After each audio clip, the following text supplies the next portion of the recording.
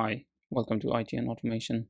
Last time in our Argo series, we looked into the installation side of things, and we used the default suggested kubectl apply -f install.yaml file, which did give us a default setup. Now today we will use not very much different, but using a Helm chart so that we can tune in some of the default settings. Okay, here I am with an empty folder, nothing much. I'll create a values.yaml file and best values.yaml provided by Argo in a Helm repository. Pretty simple, copy paste there.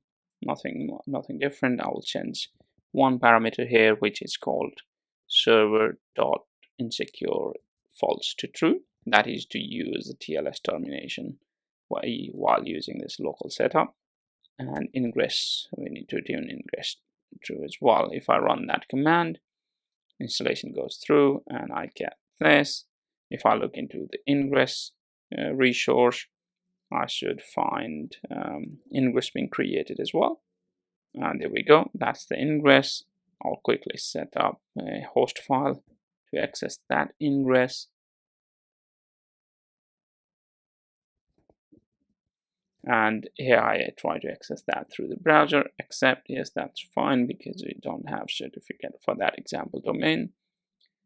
Username is admin and password is generated by that command, which is a secret file. And we paste that in and we are into the Argo. Yeah, that's pretty much it. See you on episode 2.